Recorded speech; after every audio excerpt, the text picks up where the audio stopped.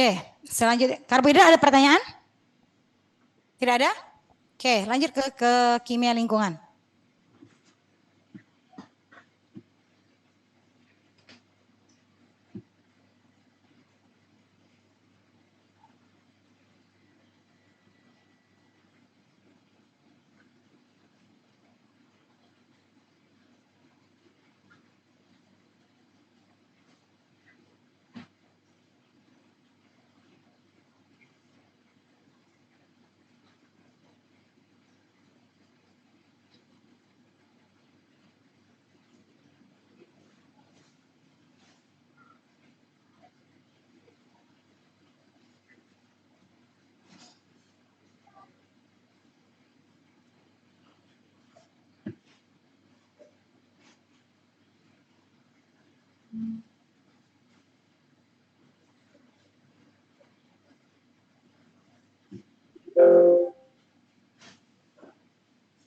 Oke, kimia lingkungan.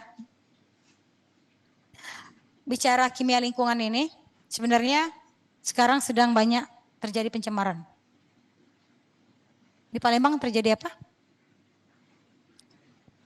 Kebakaran apa? Bukan cuma lahan, tapi rumah juga banyak. Hampir tiap hari ada kebakaran rumah. Itu biasa fenomenanya adalah pada saat musim kering. Di Jakarta apa? Polusi apa? Udara oleh kendaraan. Padahal nggak cuma kendaraan loh, pabrik juga, ya. Harusnya pabrik itu harus dapat izin dari AMDAL namanya, pengendalian lingkungan, ya, untuk senyawa buangannya, baik airnya maupun udara, gas-gas yang dikeluarkan. Jadi itu harus diolah dulu, baru bisa dikeluarkan di lingkungan kita. Tapi untuk alat pengolahannya itu memakan biaya yang besar. Makanya mereka curang, akhirnya mereka buang secara diam-diam. Malahan dengan curangnya lagi, mereka encerkan dulu nih, dibanyain air. Kemudian dibuang ke sungai atau ke laut. Padahal kan nanti biarpun air dia encer, tetap aja kalau dimasukin ini kan jadi sama. Ya enggak? Kalau 1 kilo diencerin menjadi 10 liter dengan 1 liter, sama aja, tetap 1 kilo. Ya kan? Walaupun memang volumenya jadi banyak. Tapi masuk ke lingkungan tetap jumlahnya segitu. Nah, itulah yang terjadi di kita. Lingkungan ini bisa pengaruhnya ya. Ini masuk ke dalam air, bisa dalam tanah ya, bisa juga dalam udara. Masuk ke dalam manusia melalui kulit, bisa melalui paru-paru, juga bisa melalui pencernaan. Masuk ke dalam pembuluh darah kita, ini akan terdistribusi jarum ini ke yang menyebabkan bisa jadi keracunan maupun tersimpan dan bisa masuk setelah tersimpan nanti bisa dieskresikan. Ini nanti yang distribusi di dalam jaringan tubuh kita ini akan masuk ke dalam metabolisme kita. Ini yang berbahaya. Awalnya dulu ini sama kejadiannya adalah limbah dari pabrik ya, pabrik ini industri Mospeli ini yang awal-awalnya terjadi kabut tebal seperti kita ini, tapi dia mengandung hidrokarbon, CO, NO dan SO. Ini banyak sekitar 60 orang yang mengalami tewas ya, meninggal dikarenakan adanya radang pernapasan, batuk dan sesak karena adanya gas-gas yang dibuang ke dalam lingkungan. Di Los Angeles juga sama ya, terjadi asap kabut juga. Ini karena ada ozon yang dibuang ke dalam lingkungan. Dulu ozon ini dipakai untuk AC, untuk kulkas juga. Tapi bukan ozon lapisan ozon maksudnya ya, O3 ya. Nah, itu sekarang tidak boleh lagi dipakai ya. Karena itu bisa menyebabkan terjadinya asap kabut di udara ya. Karena ini masing-masing ini akan mengalami fotooksidasi sehingga merusak tanaman dan mengganggu kesehatan kita. Ada juga nih yang sangat membuming dulu sekali ya. Ini adalah Teluk Minamata. Ya, Teluk Minamata ini di Jepang. Jadi ada pabrik di sana yang membuang limbahnya ke teluk itu. Kita tahu kan orang Jepang tuh konsumsi ikannya banyak, tinggi. Dan mereka nggak kayak kita. Kalau kita kan diolah dulu ya. Di apa dipindang, dipanggang apa gitu ya. Kalau mereka enggak kan. Begitu dibuka, dipotong, dipilet, kemudian dimakan gitu, dikasih cuka atau asemnya kan. Jarang sekali mereka masak seperti kita. Kalau kita kan dicuci berkali-kali. Apalagi orang Indonesia ini ya. Kalau ibu lihat mertua ibu itu sampai berkali-kali cuci. Malah ibunya ibu malah dibersihinnya pakai daun pisang. Kenapa? Biar bersih. Duh, gitu ya. Kalau orang Jepang enggak kan? Potongnya, nah dipilet tipis-tipis kemudian dimakan. Nah itulah yang menyebabkan akhirnya terjadi wabah neurologis di Teluk Minamata Jepang ini. Nah di Teluk Buyat juga pernah. Teluk Buyat kita ya, Indonesia di Sulawesi. Ini tahun 2004. Kalian udah lahir belum? Belum ya? Nah, ini waktu itu heboh sekali. Udah lahir? Ada yang sudah ya? Oke. Tahun 2004 ini di situ tuh ada sungai. Jadi pabrik dia adalah pabrik pengolahan emas. Jadi logam Hg itu dipakai untuk mengikat emas yang dari tambang, ya. Jadi kalau dia dapat dari tambang, emasnya itu kemudian dihancurkan ya, sumber emasnya tadi. Nah untuk mengikat emasnya tadi pakai logam Hg. Nah logam Hg ini dibuang aja oleh pabrik itu ke Teluk Buyat itu. Jadi masyarakat di situ menggunakan air di Teluk Buyat itu untuk kebutuhan sehari-hari, cuci, mandi segala macam. Akhirnya mereka mengalami keluhan, kulitnya bermasalah, ya, penyakit kulit. Akhirnya pas dilihat, diperiksa, oh ini karena kadar dari Hg dan AS di Teluk Buyat itu tinggi karena limbah dari PT ini. Kemudian nih, tadi limbah air, sekarang kita cerita tentang pencemaran udara. Pencemaran udara ini hampir rata-rata itu adalah gas. Contohnya CO, CO2, SO, NO, CFC, ya. Kemudian karbon fluoroklorid, kemudian PB. PB dari mana? Timbal. Timbal dari mana? Kendaraan bermotor. Anti knock, PB itu dipakai untuk anti knock di kendaraan. Kalian tahu simpang Ciritas? Tahu? Dulu ada ini loh, ada papannya tuh. Kadar CO sekian jenis kan. Waktu itu teman ibu waktu kuliah dia kebenaran di LHK ya. Dia cerita, Pat, tahu nggak di Palembang itu pusat pencemaran udara yang tertinggi itu adalah simpang Caritas. Dia bilang itu. Kenapa? Kau perhatiin lah papan itu. Kadarnya itu tinggi sekali. Karena memang di situ paling macet. Paling macet. Ibu paling menghindari lewat situ. Tapi sekarang udah nggak ada lagi papan itu. Ya, kayaknya sudah seluruh Palembang nih macet semua ya, kayaknya kadar gasnya juga sudah tinggi. Kemudian ada juga partikel-partikel lain ya. Partikel ini bisa debu, bisa juga yang lain. Gas CO. CO ini tidak berwarna, tidak berasa, tidak berbau.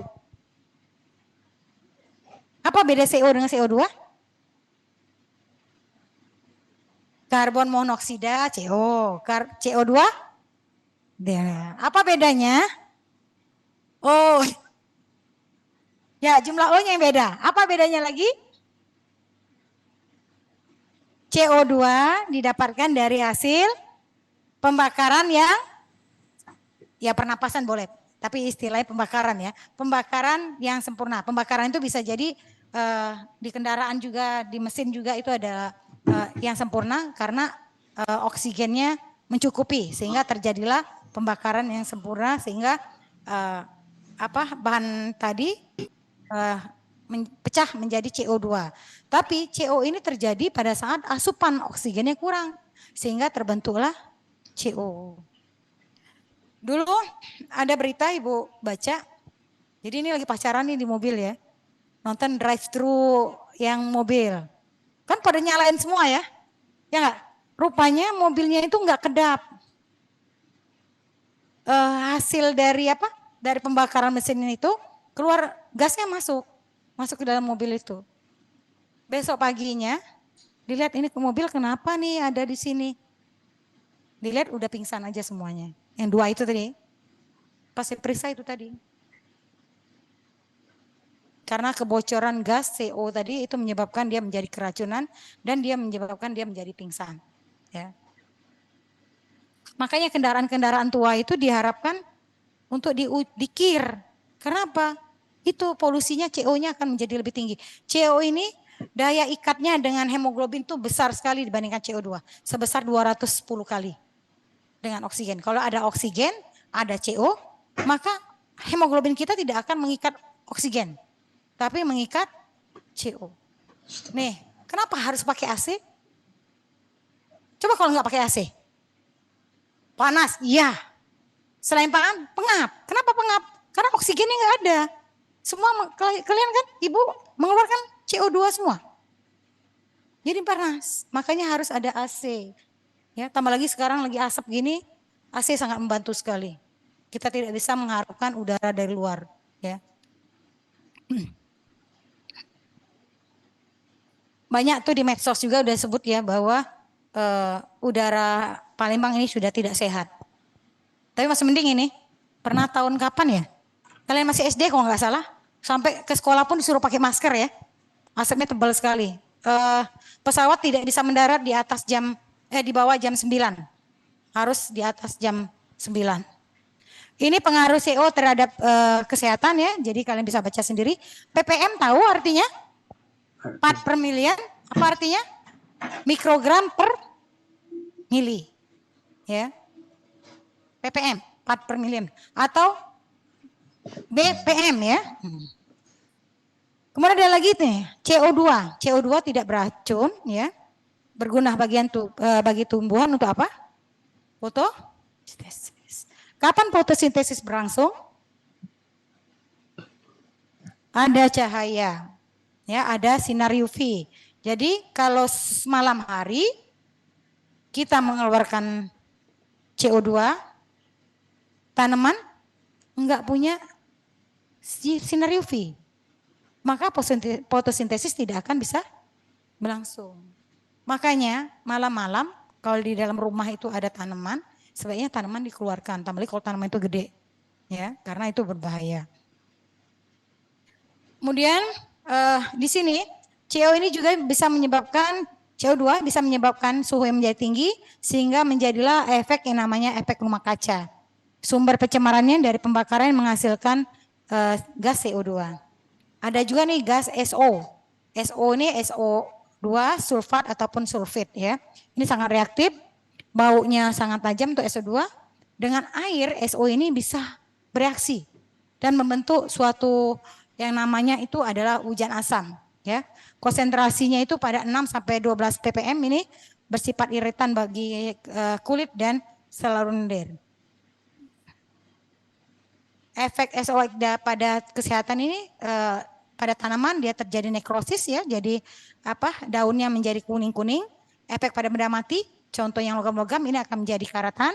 Kemudian efek pada manusia ini terjadi iritasi pada saluran pernapasan. Bukan saja bukan SO, NO juga ini berbahaya ya. Di sini NO ini akan masuk ke dalam daur fotolitik NOx, ini akan menyebabkan terjadinya radikal bebas dengan hidrokarbon yang reaktif.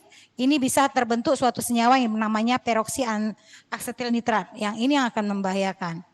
Sumber pencemarannya sama ya, sebagai bahan bakar dari industri dan kendaraan bermotor juga. Toksisitas NO2 lebih tinggi 4 kali dibandingkan gas NO. Efeknya untuk NO2 ini paru-paru akan bengkak, bisa juga menyebabkan sulit bernapas dan sampai kematian. Sedangkan untuk NO dia gangguan sisi pernapasan, kejang-kejang sampai kelumpuhan. Pada tanaman juga bisa menyebabkan nekrosis ataupun proses fotosintesis yang berlangsung akan turun. Sedangkan kalau untuk PAN ya yang sudah terjadi NO sama NOx tadi bereaksi menjadi PAN, ini akan menyebabkan iritasi mata dan gangguan paru-paru. Nah, ini adalah hujan asam. Kapan sih terjadinya disebut dengan hujan asam? Air berapa pH-nya? Mendekati 7 ya, mendekati 7. Nah, air kalau hujan asam pH air hujan itu 5,7. Asam sekali. Bagaimana prosesnya? Jadi di sini ini pabrik ya, pabrik kendaraan mengeluarkan SO, SO2, NOx ya ke udara, terkumpul di udara. Nanti di sini ya. Nanti NO2, SO2 yang dari kendaraan, kemudian dari dari pabrik tadi juga, ini akan bereaksi dengan ozon yang ada di lapisan udara kita. Ozon ini akan terpecah menjadi NO2 dan O, radikal bebas, akan bereaksi dengan NO2 ataupun O2 tadi, yang ozon tadi, radikal bebas ini akan bereaksi dengan SO2 menjadi SO3. Kemudian SO3 ini akan bereaksi dengan H2O yang ada di udara berupa uap air. Makin lama kan uap air makin banyak di udara, lama kelamaan menjadi hujan turun. Nah, yang ini juga NO3 juga ya. Ini nanti dia akan menjadi HNO3. Turun ke bumi itu menjadi suatu air yang mengandung asam sulfat dan asam nitrat. Makanya pH-nya menjadi 5,7. Bagaimana efeknya tadi? Efeknya ini kalau seandainya kena tanaman, maka daun-daunnya akan menjadi nekrosis, menjadi kuning. Sedangkan pada kendaraan ini kan dari logam banyak ya. Itu akan menyebabkan dia menjadi karatan. Kalau kalian punya tambak atau orang tua kalian punya tambak ikan, kalau ada hujan asam maka ikannya akan mati karena pH-nya 5,7. Nih, sekarang cerita tentang ozon, bukan lapisan ozon, senyawa ozon. Jadi senyawa ozon ini tidak dipakai lagi ya, karena juga bahaya dan juga di sekitar kita juga banyak nih ozon. Bagaimana? Ini jadi sinar UV ini ada radikal bebas O bereaksi dengan oksigen yang ada di udara, ini akan menjadi ozon, senyawa ozon. Nanti senyawa ozon ini juga bisa pecah menjadi terurai lagi menjadi O2 dan radikal bebas O. Yang ini yang sangat bahaya, radikal bebas ini. Radikal bebas ini bisa menyebabkan terjadi kerusakan. Ya di sini. Tadi ada oksigen yang terbebas ya dari itu tadi dari ozon tadi, ini akan terpental masuk ke dalam oksigen kita ya, oksigen O2, sehingga dia membentuklah suatu senyawa yang namanya molekul ozon. Molekul ozon ini di lapisan udara kita itu akan menghalangi sinar UV dan yang lain-lain untuk masuk ke dalam ke dalam bumi kita. Ini seperti ini lihat. Jadi di lapisan bumi kita ada lapisan ozon ya. Kemudian ada juga klor segala macam yang dilepaskan dari bumi kita. Ini dia bisa radiasinya masuk ke sini ya. Kemudian yang ini ada UV radiasi, ini akan bisa tembus ke dalam lingkungan kita. Nah, ini proses kerusakan ozon oleh klorin. Jadi, klor ini bisa menyebabkan ozon menjadi rusak. Ya, klorin, radikal klorin ini akan memecahkan molekul ozon. Jadi, molekul ozon yang O3 tadi, adanya klorin ini akan pecah. Ya, jadi di sini ada klorin ya, CFC ya, klorfluoroklorin. Di sini akan putus klorinnya akan bereaksi dengan ozon sehingga yang oksigen ini akan lepas, terbentuklah nanti O2 dan ozon dengan klorin. Kemudian nanti yang ini akan masuk ke dalam atmosfer. Nanti atmosfer akan berikatan lagi dengan klorin ini akan terpecah menjadi klorin monoksida ya. Dan yang oksigen akan bereaksi dengan oksigen yang lain. Sehingga menghasilkan oksigen dan klorin yang radikal bebas. Ini akan menyebabkan pencemaran di dalam lingkungan kita. Yang tadi Bu jelaskan ada oksigen, ada ozon, dan ada klorin radikal bebas. Proses pemanasan global. Sekarang, zaman ini karena sudah banyak pemanasan, kutub utara pun sudah mulai mencair. Kalau orang yang bisa meramal katanya nggak lama lagi akan kiamat, karena kalau kutub udah cair semua maka permukaan air akan menjadi lebih tinggi. Tapi kan itu prediksi orang ya, kan semua tidak akan terjadi kalau tidak izin Allah. Jadi di sini ya. Di udara kita ini ada gas-gas CO2. Nah, gas-gas CO2 inilah yang ada dalam di udara, di atmosfer kita, ini akan mempengaruhi proses pemantulan kembali dari sinar UV yang didapat dari matahari. Jadi nanti dia harusnya kan dia lewat ya. Harusnya kalau nggak ada ini kan dia lepas langsung. Tapi karena adanya gas CO2 di udara, ini akan menyebabkan radiasi yang ada dipancarkan oleh matahari ke bumi itu tidak bisa lagi dipancarkan lagi ke atmosfer, tapi akan ketemu dengan CO2 sehingga CO2 ini akan menghalangi sehingga radiasi inframerah tadi akan balik lagi ke bumi yang menyebabkan bumi kita menjadi suhu yang lebih tinggi. Itulah menjadi lebih panas. Dulu waktu di Bandung enak ya, dingin banget zaman Ibu tahun 2000-an awal. Ibu pegang air aja dingin. Di dago ya. Sekarang panas. Malah di dago harus pakai AC katanya sekarang. Padahal dulu dingin banget. Ibu kalau ke kampus selalu pakai jaket. Sekarang enggak kata teman. Udah panas, di rumah pun udah pakai AC katanya. Oke, resiko radiasi ultraviolet pertama adalah gangguan sistem kekebalan tubuh, kasus penyakit katarak dan kasus kanker kulit. Makanya kita sekarang ini dianjurkan pakai sunscreen atau sunblock ya. Terutama untuk yang terbuka. Enak nih yang pakai jilbab, yang terbuka cuma tangan sama muka. Nih yang laki-laki pakai tangan pendek. Semuanya kena tuh. Jadi lebih pakai tangan panjang ya. Jadi lebih tertutup. Sedikit sekali yang kena sinar UV. Nah, dampak radiasinya ini macam-macam. Lihat ya. Pertama, kerusakan DNA. Ada juga penuaan dini. Ya, jadi tidak sesuai umurnya. Umurnya baru 18 tapi terlihat seperti umur 30. Korupsi ya. Kemudian ada kanker kulit. Juga bisa menyebabkan kerusakan serat kolagen di dalam tubuh kita. Bisa juga kerusakan pembuluh darah, bisa juga dia menjadi terbakar matahari, bisa juga kerusakan kromosom, kemudian kerusakan elastisitas kulit dan menjadi kulit yang gelap. Pencemaran logam ini macam-macam ya.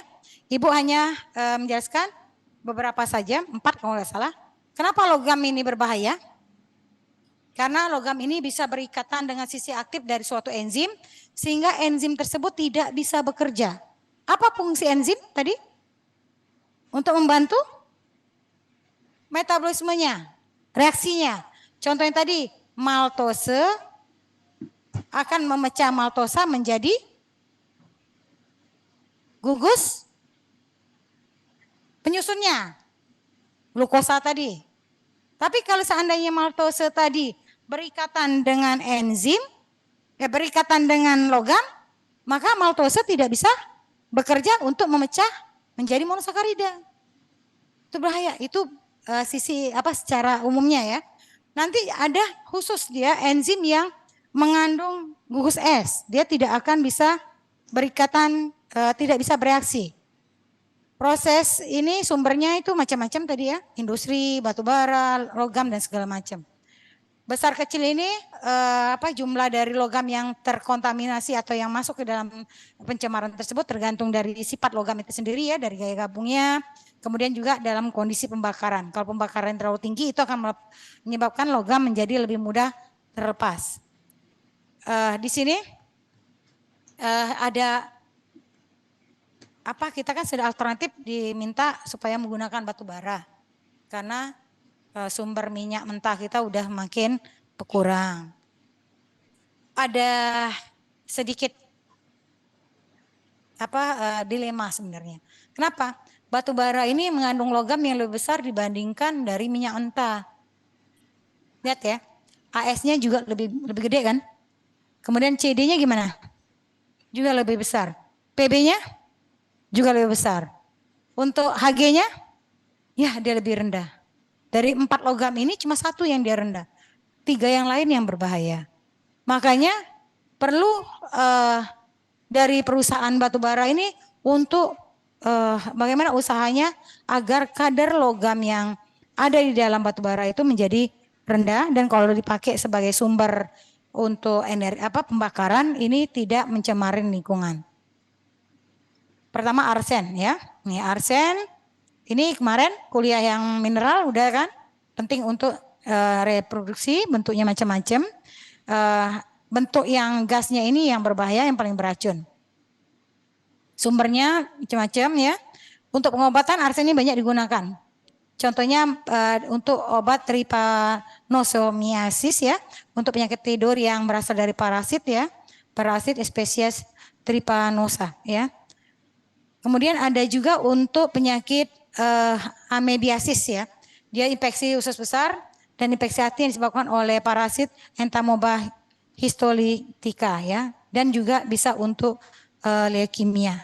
Jadi memang logam berbahaya, tapi pada kadar yang tertentu bisa digunakan sebagai obat. Gejalanya gimana? Kalian tahu dengan Pak Munir nggak? Siapa? Iya, Komnas HAM ya, Ketua Komnas HAM. Emang suaranya sangat keras, menentang zaman-zaman Orde Baru dulu. Orde Baru ya? Kalian nggak ngerasa ya Orde Baru? Jadi kalau dulu, Ibu suka cerita sama anak-anak Ibu, kalau dulu zaman Orde Baru, kalau ada nih yang aneh-aneh gitu ya, yang demo-demo nggak keruan, lihat aja besok nggak ada lagi dia. Nggak tahu kemana, hilang. Aktivis-aktivis mahasiswa tuh banyak yang hilang, nggak tahu kemana, sampai sekarang nggak tahu. Keluarganya nyari nggak tahu kemana. Jadi gitu mereka diam-diam. Kalau dulu ada namanya Petrus, penembak misterius. Kita nggak tahu siapa orang itu. Jadi ada yang aneh-aneh ditembak mati. Nah, salah satu Pak Munir ini dia minta supaya jangan terjadi seperti itu, minta perbaikan. Rupanya ada orang yang tidak setuju. Kabarnya sih diracuni pakai arsen di dalam pesawat. Katanya rotinya yang dikasih arsen. Sayangnya apa? Nggak bisa dideteksi. Karena apa? Deteksi dia keracunan itu hanya pada saat, bisa dilihat pada saat EKG-nya. Di pesawat ada nggak EKG? Jadi nggak bisa. Jadi dicurigai memang dia diracuni oleh arsenik. Yang jadi korban siapa di sini? Atas meninggalnya Pak Munir. Orang-orang mana? Pilot pesawat itu. Siapa namanya? Lupa deh, Bu. Pilotnya ya akhirnya kena. Pilot pesawat itu. Yang jadi apa ya namanya? Tumbal. Jadi tumbal. Wallahu alam ya. Itu ceritanya. Ya sekarang ini enak. Kalian mau ngomong boleh, monggo. Mau apa? Boleh, nggak apa-apa. Kalau dulu nggak bisa. Untuk media pemberitaan pun nggak bisa ngomong macam-macam. Yang kalian mau demo menentang pemerintah pun nggak bisa. Ini kayak kemarin bensin naik pada ribut semua. Kalau itu nggak, kalau zaman itu nggak bisa. Sekarang udah enak kalian ya, bisa menyampaikan aspirasi kalian. Tapi jangan kebablasan ya.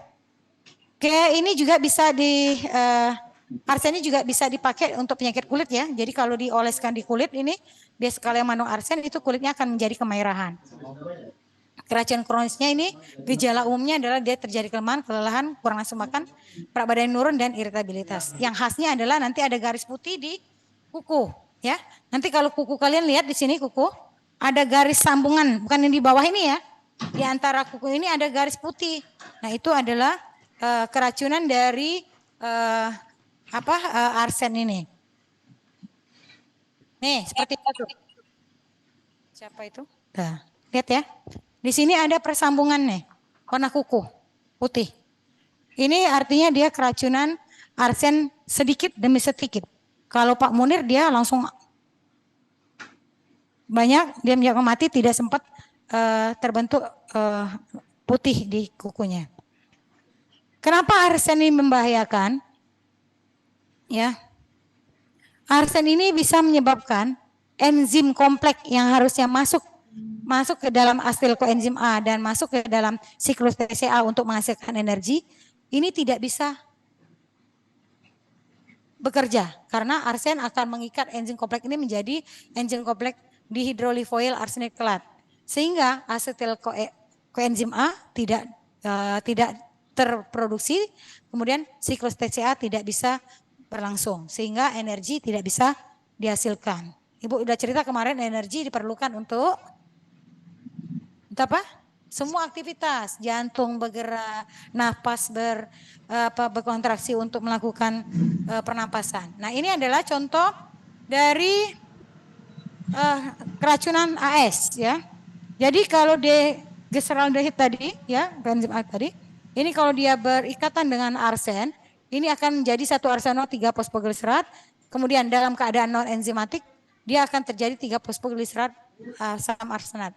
Tapi kalau secara normal glyceraldehyde 3 fosfat tadi dengan NADP plus dengan fosfat N-argonik ini akan terbentuk 1,3 di fosfoglycerat dan NADH dan H+. Dengan adanya ADP ini akan menjadi 3 fosfoglycerat dan ATP. ATP inilah yang jadi sumber energi kita.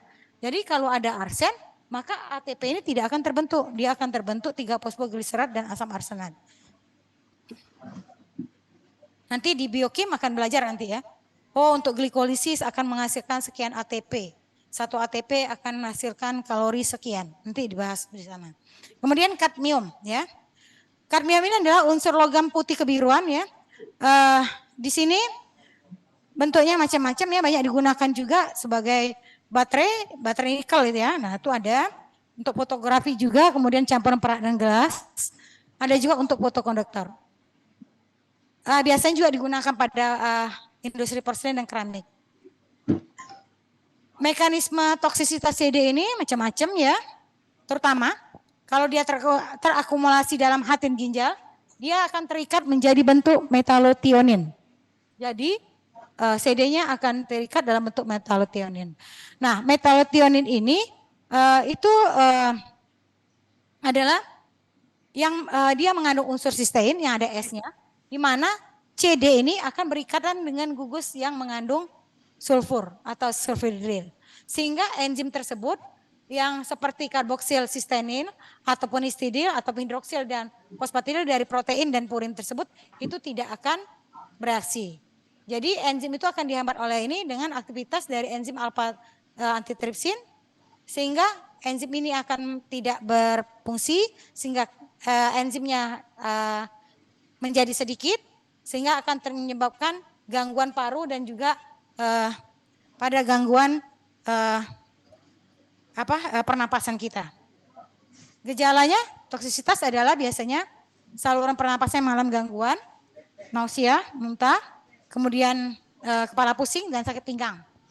Kalau seandainya dia tetap bertahan umurnya panjang maka dia akan terjadi kerusakan paru-paru. Kadmium juga bisa menyebabkan toksisitas ginjal atau nama nefrotoksisitas ya. Dengan gejalanya apa? Proteinuria. Jadi dalam urin kita akan terlihat nanti proteinnya akan tinggi di dalam urin. Kemudian ada gulanya juga tinggi di dalam urin. Gugus aminonya juga di dalam urin juga tinggi. Dan terjadi penurunan laju filtrasi glomerulus ginjal. Ini pemeriksaannya harus di rumah sakit ya. Nah, ada salah satu penyakit lagi nih, CD ini menyebabkan penyakit namanya itai disease. Jangan dipelan-pelan nih, itai disease ya. Ini terjadi pada perempuan yang usianya 40 tahun atau lebih, ya. Kenapa nih 40 tahun lebih? 40 tahun lebih, hormonnya sudah mulai berkurang fungsinya. Jadi CD tadi itu berikatan dengan hormonnya sehingga dia akan terjadi keracunan kronis. CD juga dapat mengganti ion kalsium sehingga menyebabkan tulang kita menjadi berpori dan mudah retak. Istilahnya apa? Osteoporosis. Jadi logam-logam juga bahaya. PB tadi dari mana kata Ibu? Salah satunya kendaraan bermotor ya sebagai anti knock. Sebenarnya PB juga salah satu mikromineral kan kemarin, ya. Tapi kadarnya juga kalau berlebihan akan berbahaya. Di sini timbang pengaruhi kolin, dopamin, dan sistem berbasis glutamin yang dalam transmisi saraf kita. Jadi saraf yang pakai PB ini juga kalau kadarnya tinggi itu akan pengaruh. Paparan yang terlalu tinggi atau kontak yang terlalu tinggi dengan PB ini akan menyebabkan terjadinya neurobehavioral. Di situ terjadi kerusakan otak dan IQ yang rendah. Gejala neurobehavior ini seperti ada gangguan. Dibilang gila enggak, dibilang stres enggak. Jadi ada kerusakan dari sarafnya yang menyebabkan dia seolah-olah menjadi tidak normal. Ini ada studi penurunan kognitif seseorang itu akan terlihat pada kadar timbal serumnya serendah 10 gram per desiliter atau kurang. Jadi sangat kecil sekali itu bisa menyebabkan penurunan kognitif. Nih kalau kalian merasa kenapa ya kok saya ini sekarang agak-agak gimana gitu ya. Bisa diperiksa. Jangan-jangan kadar serinya yang PB-nya yang tinggi. PB gejalanya adalah pucat, sakit perut, konstipasi, muntah, anemia dan sering juga ada garis tadi yang putih ya. Sekarang garis biru pada gusi dan juga gusi yang ada di gigi kita. Diagnosis keracunan PB bisa dilakukan di lab dengan memeriksakan kadar PB atau protoporfirin dalam darah, bisa juga dengan tes urin untuk melihat kadar PB dan korpovirinnya.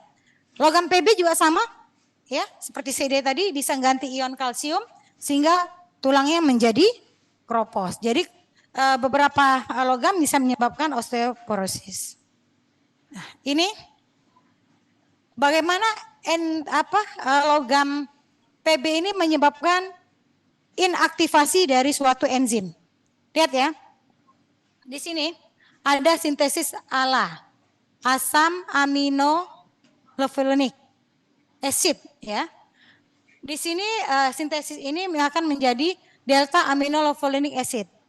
Ada enzim namanya delta aminolevulinic acid dehidrogenase. Ingat kalau EEE berarti enzim. Nah, enzim ini jika dia berikatan dengan PB, maka tidak bisa terjadi fortobilinogen. Sehingga delta aminolevulinic acid akan dieskresikan ke urin.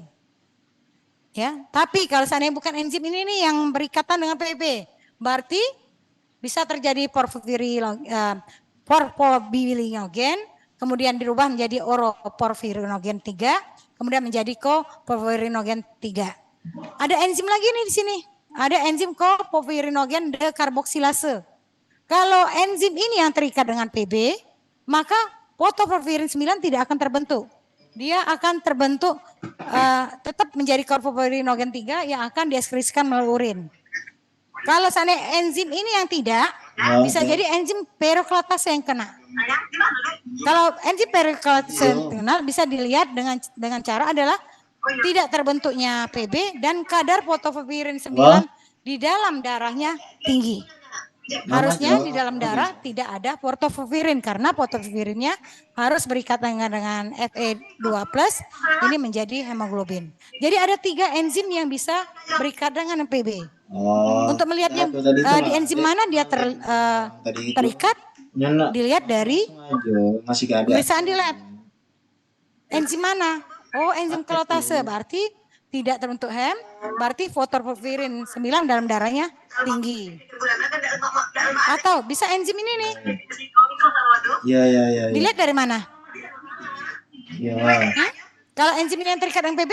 Ya minta nomornya aja, tolong. Dilihat dari mana? Ya. Tes urin? Kadar apa yang tinggi? Nah, Mama? Kalau di tes urin ininya tinggi, berarti enzim ini yang terkena. Apa? Kalau tes urin korpovirinogen yang nggak ada, tapi yang tinggi delta aminolevulinic acid, maka yang terikat adalah enzim ini. Jadi satu proses pembentukan hemoglobin dalam tubuh kita itu bisa terganggu, 3 enzim itu bisa terganggu dengan PB. Keracunan PB dapat menyebabkan kadar aminolevulinic acid dalam darah tinggi, ya, urin juga. Kadar protoporfirin dalam sel darah merahnya juga tinggi. sel darah merah kita menjadi pendek, ya, jadi cepat mati. Kemudian menurunkan kadar sel darah merah, menurunkan kadar retikulosit dan meningkatkan kandungan Fe dalam plasma darah. Merkuri, merkuri ini atau disebut dengan air raksa ya. Pernah lihat nggak? Di mana? Tensimeter. Nggak boleh lagi pakai tensimeter. Udah belajar fisika belum? Belum ya? Nanti nggak boleh lagi pakai tensimeter yang air raksa. Karena air raksanya itu mencemarin lingkungan. Jadi pakai biasanya yang pakai motor ya, bukan itu lagi sekarang. Jadi nggak pakai air raksa lagi. Dulu ibu pernah di rumah ada bocor. Ibu buka, iseng, taruh di atas kertas. Kertasnya nggak basah. Karena tadi dia logam kan, emang cair, logam cair. Satu-satunya logam yang cair adalah raksa. Ini bentuk-bentuknya. Sumbernya ini ya. Kemudian, nah ini adalah keracunan merkuri ya. Dia macam-macam ya. Nanti kalian bisa baca sendiri ini ya. Kejadian keracunan ini banyak. Lihat ya. Pertama kali di Minamata yang heboh. Sampai 111 orang meninggal. Kemudian di Irak 61 ada 35 yang meninggal. Pakistan Barat 63 ada 4 yang meninggal. Guatemala pada 66 20 orang meninggal. Niigata pada Jepang tahun 68 5 orang meninggal. Irak tahun 71 400 orang meninggal. Kalau dilihat tuh ya, kebanyakan Jepang, tapi matinya nggak terlalu banyak. Di Irak sampai 400 orang. Apa penyebabnya? Kalau di Minamata tadi, di Niigata itu karena pencemaran yang dibuang, limbah yang dibuang ke teluk ataupun ke sungai sekitar itu. Kalau ini bukan pencemaran, musibah. Kenapa? Pada saat itu tahun 71 itu terjadi pacaklik. Jadi diberilah mereka lagi kesusahan, diberilah oleh negara Spanyol bibit gandum. Yang namanya bibit kan dikasih pestisida supaya tidak jamuran. Kan pakai bahasa Spanyol. Irak pakai bahasa apa? Arab. Dia nggak tahu bahwa itu yang diberi gandum itu untuk bibit, bukan untuk dikonsumsi. Jadi ada sebagian yang mereka makan, ada sebagian yang diberikan ke hewan peliharaan. Nanti hewan peliharaan itu dipotong mereka makan. Otomatis kadarnya makin meningkat.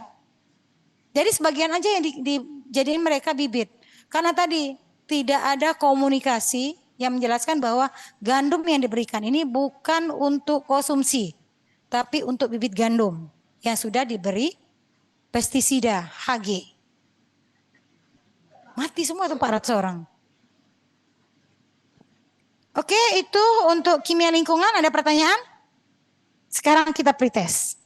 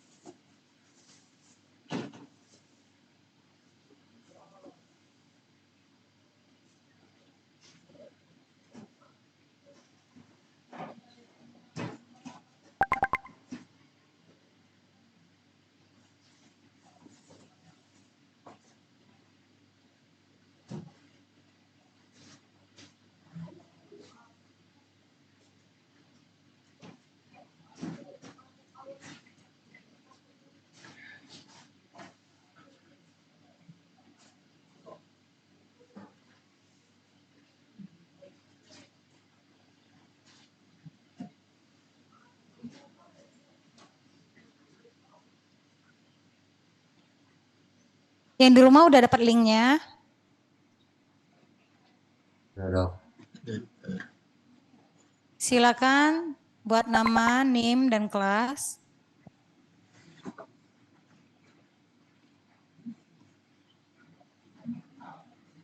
Kemarin pretest, post test nggak banyak loh. Paling yang satunya 240, satunya 236. Makanya kalau udah disuruh kirim, kirim cepet ya.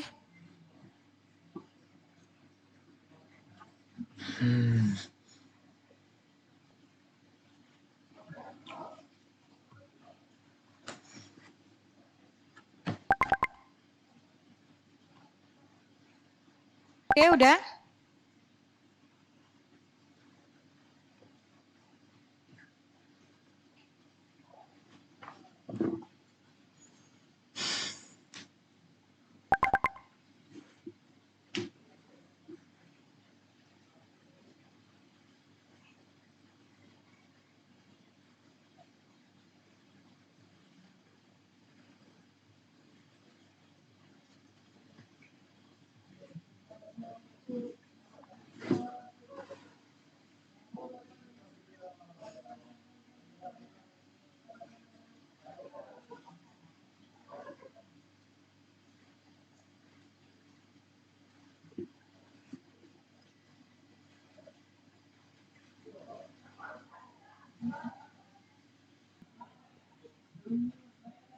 Udah dibilang di sini jangan pakai simpati, jangan pakai Telkomsel.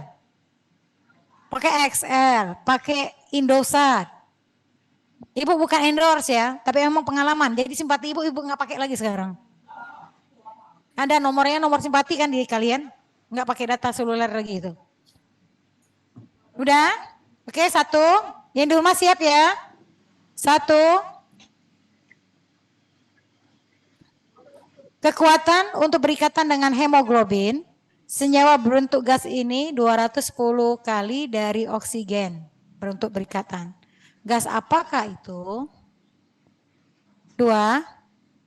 Global warming atau pemanasan global terjadi karena terdapat konsentrasi gas ini yang banyak sekali di atmosfer. Gas itu adalah 3. Keracunan logam ini dapat ditunjukkan dengan terlihatnya garis putih pada persamuan kuku. Logam itu adalah 4. Logam ini biasa digunakan masyarakat untuk tambang emas. Logam tersebut adalah 5. Gas yang dapat menyebabkan hujan asam adalah gas. 6. Setiap gram karbohidrat akan menghasilkan energi sebesar 7. Gula tebu merupakan disakarida berupa gula tebu atau gula pasir ya. 8. Karbohidrat yang bentuk ketosa adalah 9. Bentuk cincin karbohidrat puranose adalah 10. Terakhir, Karbohidrat sebagai sumber energi tubuh akan dipecah menjadi, silakan kirim. Ya. Innalillahi wa inna ilaihi rajiun. Jadi gimana? Kalau semua punya masalah gitu, pusing. Ya?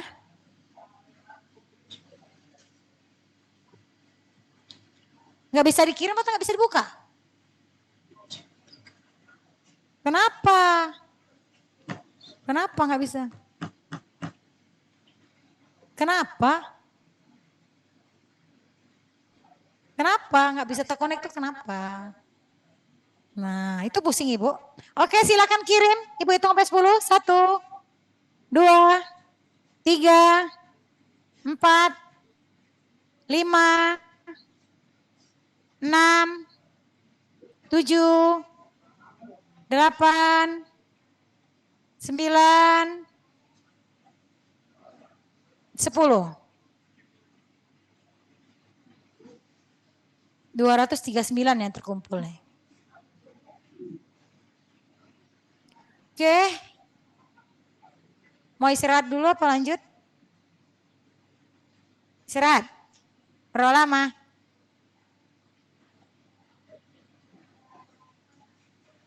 Atau yang mau ke WC silakan ke WC. Tanggung atau gimana? Atau besok aja? Besok siang? Lah besok kan ada kuliah tamu. Dari Prognosi kan suruh datang semua. Kan sampai siang? Mas siang? Cuma sampai siang jam 12.